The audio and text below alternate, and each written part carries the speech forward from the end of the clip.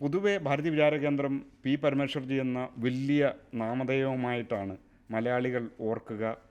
ഇപ്പോഴും വാസ്തവത്തിൽ പി പരമേശ്വർജിയുടെ പ്രസ്ഥാനം എന്ന നിലയ്ക്കാണ് ഇതിനെ സ്വീകരിക്കുക. തീർച്ചയായിട്ടും. അപ്പം ഈ ഒരു 4 പതിറ്റാണ്ടിനെ എങ്ങനെ നോക്കിക്കാണുന്നു? ഭാരതീയ വിചാര കേന്ദ്രത്തിൻ്റെ വളർച്ചയും അല്ലെങ്കിൽ കേരളത്തിൻ്റെ പൊതുവെ ഉണ്ടായ ഭൗതിക മണ്ഡലത്തിൻ്റെ മാറ്റങ്ങളും ഒക്കെ കൂടിച്ചേർത്തിട്ട് രാത്രിയും പകലും പോലുള്ള വലിയൊരു മാറ്റം സംഭവിച്ചിട്ടുണ്ട്.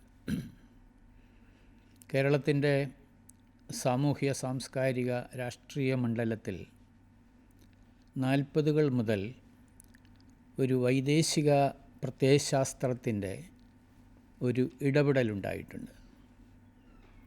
നമ്മുടെ പരമ്പരാഗതമായിട്ടുള്ള ജ്ഞാനപാരമ്പര്യങ്ങളെയും അതുപോലെ സംസ്കൃതി ആകെ തന്നെയും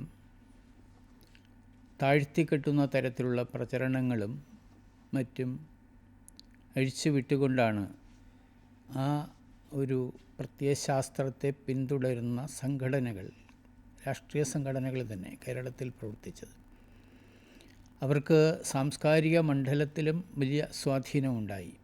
അപ്പം അതിൻ്റെ ഫലമായിട്ട് ഭാരതീയ സംസ്കൃതിയെക്കുറിച്ച് നമ്മുടെ അടിസ്ഥാനപരമായ ലോകവീക്ഷണത്തെക്കുറിച്ചൊക്കെ വളരെ തെറ്റിദ്ധാരണ പരത്തുന്ന തരത്തിലുള്ള ഒരു സാംസ്കാരിക അന്തരീക്ഷം കേരളത്തിൽ നിലനിന്നിരുന്നു. അപ്പോൾ അവിടേക്കാണ് പരമേശ്വർജിയുടെ ഒരു ഇടപെടലുണ്ടാകുന്നത്.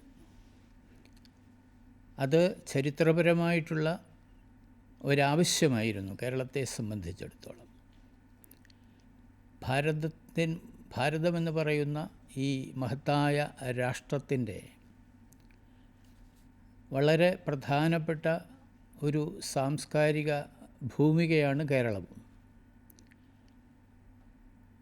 ഭാരതത്തിൻ്റെ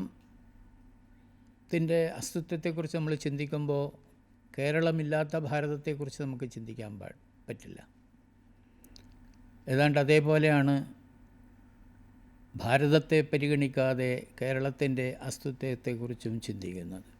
അപ്പോൾ ആ പരസ്പര പൂരകമായി നിൽക്കുന്ന ആ ഒരു സാംസ്കാരിക അവബോധത്തെ ദുർബലപ്പെടുത്തുവാനുള്ള പരിശ്രമങ്ങൾ നടന്നൊരു കാലഘട്ടത്തിൽ വ്യത്യസ്തമായ ഭാരതീയ ചിന്തയെ ഉയർത്തിപ്പിടിക്കുന്ന ഒരു ധൈഷണിക സംവാദ വേദി എന്ന നിലയ്ക്കാണ് ഭാരതീയ വിചാര കേന്ദ്രത്തിന് പരമേശ്വർജി തുടക്കം കുറിച്ചത്.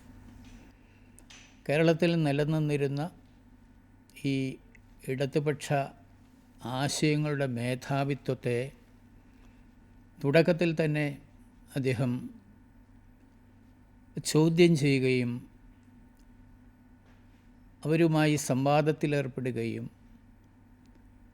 അതിൻ്റെ ഫലമായിട്ടാണ് നമ്മളിന്ന് വളരെ ജനകീയമായി നമുക്ക് കാണാൻ സാധിക്കുന്ന കർക്കിടക മാസത്തിലെ രാമായണ മാസത്തിൻ്റെ ഒരു പുനർജനി ഉണ്ടാകുന്നത്.